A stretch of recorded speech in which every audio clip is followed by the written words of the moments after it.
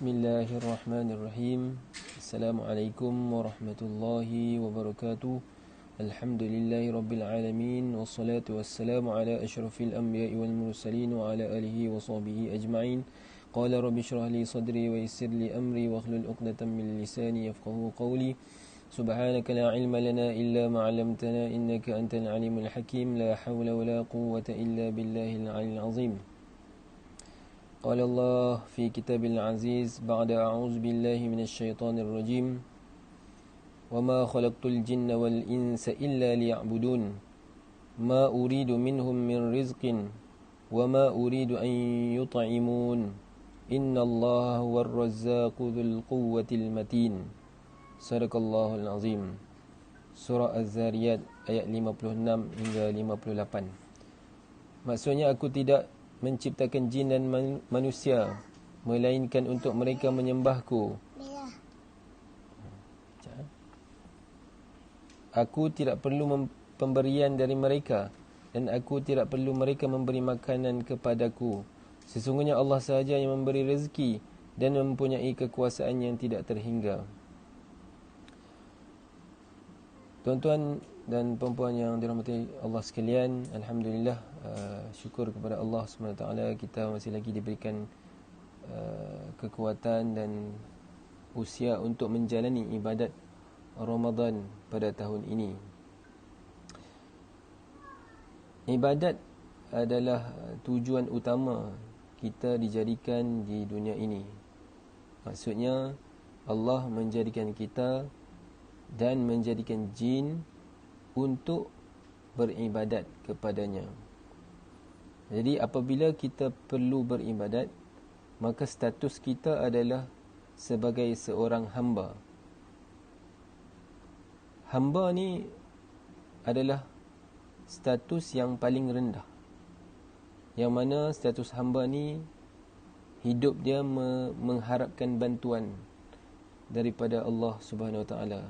Hidupnya memerlukan rahmat daripada Allah Subhanahu Wa Taala.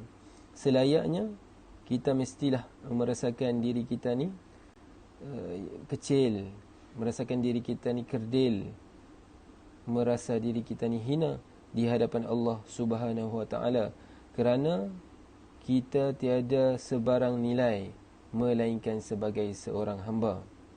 Bila kita masuk ke dalam kubur, kita tidak akan membawa duit kita, harta kita, gelaran-gelaran kita sebagai datuk, sebagai tok guru, sebagai yang berhormat, sebagai cikgu.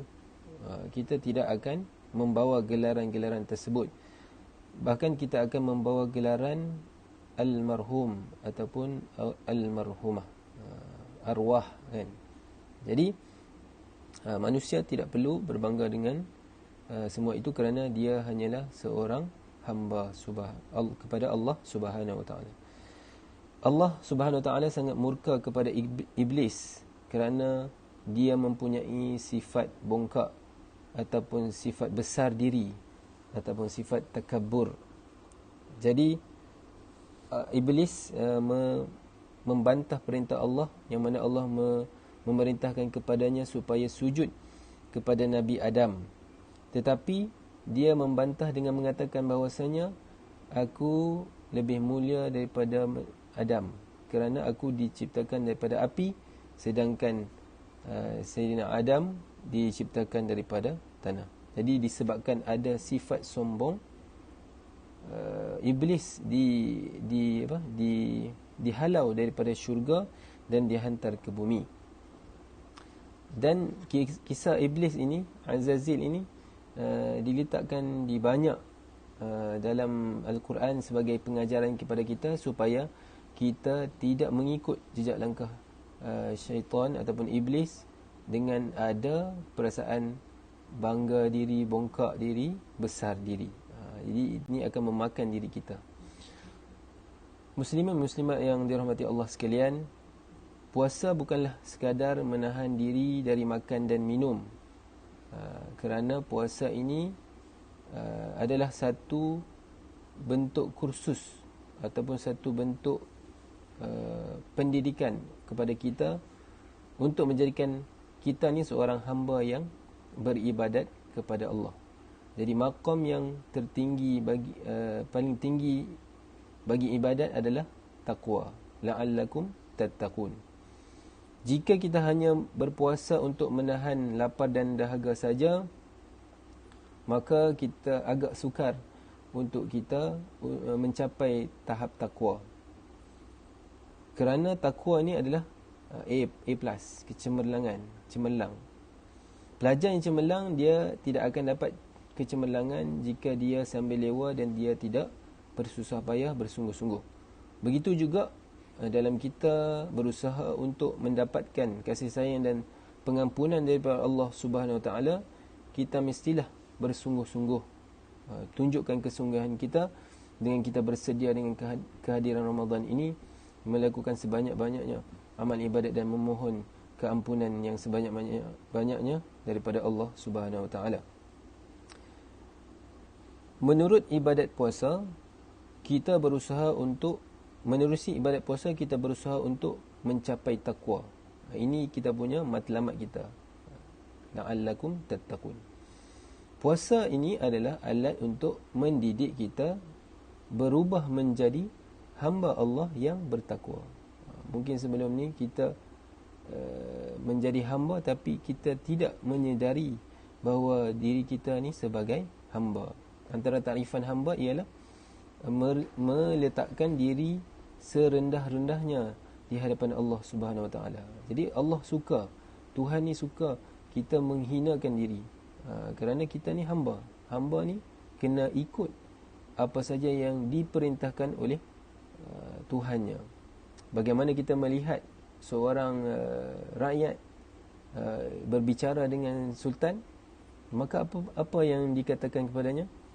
Ampun tuanku, beribu-ribu ampun, sembah patik harap diampun. Belum lagi bercakap perkara-perkara yang ingin dikatakan, sudah memohon ampun. Bukan satu ampun, beribu-ribu ampun. Sembah patik harap diampun. Maksudnya, apa yang patik nak sembahkan ni, apa yang patik nak katakan ini, kalau ada silap salah, mohon dimaafkan. Jadi begitulah misalannya apabila kita bertemu dengan Allah, meminta dengan Allah, berkomunikasi dengan Allah Subhanahu Wa Taala. Lagi-lagilah terlebihlah daripada kita berbicara dengan sultan. Baik. Jadi ibadat puasa ni maksudnya kita menahan diri. Menahan diri maksudnya menahan diri daripada melakukan perkara yang dilarang oleh Allah Subhanahu Wa Taala. Jadi kalau tahan ni perlu ada rasa dulu. Contohnya kita nak tahan kencing, kita kena ada rasa kencing, baru kita akan tahan kencing tu. Maksudnya kita nak makan, kita tahan. Itu Allah puji dan Allah suka bagi orang-orang yang menahan diri daripada melakukan perkara yang dilarang oleh Allah. Pertamanya kita mesti menahan lisan kita daripada bercakap perkara-perkara yang kotor, mencaci, memaki, marah dan berkata perkara yang sia-sia. Yang pertama, tahan mulut kita daripada melakukan perkara yang dilarang. Yang kedua, tahan pandangan kita, mata kita daripada melihat perkara-perkara yang maksiat. Bukan saja makan dan minum.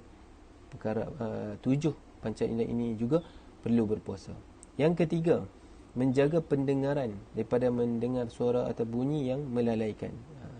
Bersembang perkara-perkara yang tidak berfaedah ataupun mendengar lagu-lagu yang tidak berfaedah, maka kita elakkan pada bulan Ramadan. Yang keempat, banyakkan membaca Al-Quran. Dengan mulut kita, kita banyakkan membaca Al-Quran dan mendengar Al-Quran. Ini lazimi diri kita, azam untuk kita khatam pada bulan ini. Maksudnya kita kena membaca Al-Quran 1 juzuk sehari. Membanyakkan zikir dan mengingati Allah. Banyakkan zikir, la ilaha illallah, subhanallah, apa lagi, selawat kepada Nabi. Selawat ni bagi banyak, azam 1000 kali sehari. Kemudian banyakkan solat sunat. Untuk mencapai takwa tadi, kita kena banyakkan solat sunat. Antara yang sunat yang ada dalam bulan Ramadan adalah tarawih. Kita jangan tinggal setiap malam kita buat. Azam juga kita buat 20 rakaat insya-Allah. Kemudian kita boleh tambahkan dengan sunat yang lain, tahajud, solat sunat, istikharah, hajat, dan sebagainya, taubat, kita boleh tambahkan. Kemudian qiyamul lail di malam hari. Jadi solat tarawih juga dikira qiyamul lail. Jadi siapa yang solat tarawih setiap malam, insya-Allah dia akan mendapat membangunkan malam, pahala membangunkan malam pada malam Lailatul Qadar. Jadi kalau kita konsisten, insya-Allah kita akan dapat. Kemudian banyakkan bersedekah. Sedekah ni mesti hari-hari. Hari-hari, RM1 sehari pun tak apa. Jadi hari-hari kita bersedekah. Jadi matlamat penciptaan manusia untuk beribadat dan hakikat ibadat ialah mencapai keridhaan Allah. Jadi kita nak ibadat ni, kita nak Allah terima lah. Kalau Allah tak terima, cukup je dengan Allah terima dua rakaat solat kita, insya-Allah kita akan memasuki syurga. Jadi untuk mendapat keridhaan Allah tu, penerimaan Allah itu, kita perlulah ibadat dan terus istiqamah beribadat walaupun telah keluar pada bulan Ramadan. Muslimin muslimat yang dirahmati Allah, kalau kita membaca sirah Rasulullah dan para sahabat, para salafus soleh, mereka ni menunggu-nunggu dengan ketibaan Ramadan. Kerana Ramadan ni satu madrasah ataupun universiti, satu sekolah untuk bila kita masuk dalam madrasah itu, kita akan remove ataupun buang kita punya sifat-sifat mazmumah dan akan install sifat-sifat yang mahmudah.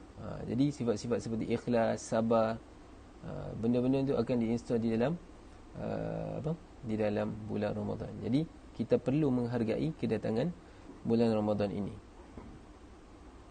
Dan kita perlu terus menghubungkan diri kita dengan Allah, dengan meningkatkan ketahanan diri daripada melakukan dosa.